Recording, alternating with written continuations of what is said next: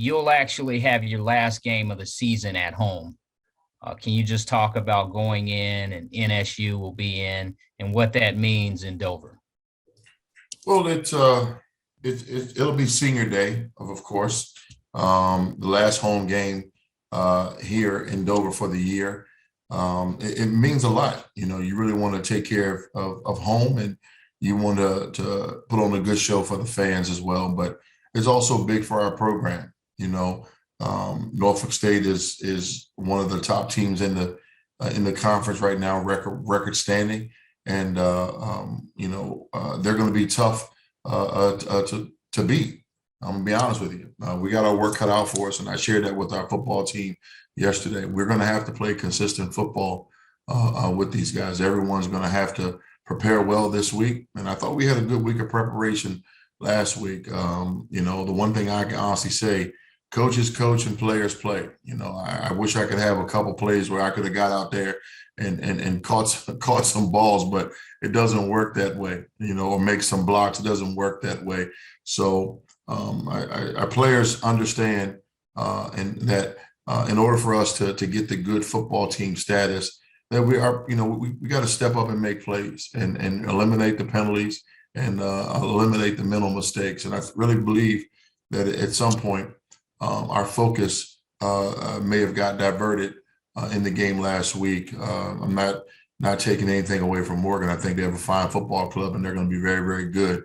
But maybe our guys looked at their record and thought maybe, well, I'm going to go in here and we're going to be able to do this and do that. And Morgan came out with a phenomenal game plan. And like I said last week, you look at their record and they don't look like an 0-8 football club, and they're not. They're just a few plays away from changing their whole season around.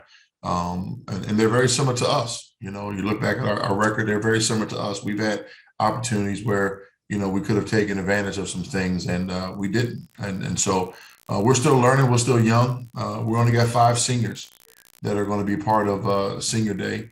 Everyone else will have the opportunity to come back next season. So being a young football team, these are one of the growing pains that we got to go through.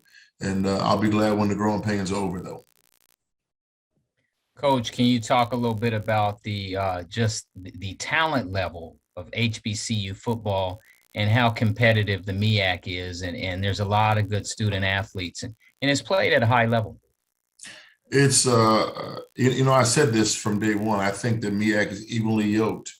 You go back and I'm going to use Delaware State. Okay. You say, well, Morgan's 0-8, Delaware State should go in there and beat them. And all of a sudden they upset, they beat Delaware State. You got Norfolk State riding a 6-game winning streak and they go in to Central and Central beats them. It's just, you go back a few years ago where A&T comes into Morgan and Morgan beats them, and not only beats them once, but beats them 2 years in a row. So, I really believe that the Meac is a phenomenal conference. I'm a product of the Meac, of course. So, I'm very, very biased, and I'm going to be pro Meac till I guess the good Lord calls me home. But it's an evenly yoked conference where on any given Saturday or Thursday, any team can win, and that's what makes it so competitive. The team that makes the fewest mistakes normally wins. And that's how it's been for a long time. And if you can eliminate the mistakes and play mistake-free football, you're going to do very well in the Meac. If you can't, then you're going to fall middle of the road or at the bottom of the totem pole if you continue to make the mistakes and don't capitalize making plays.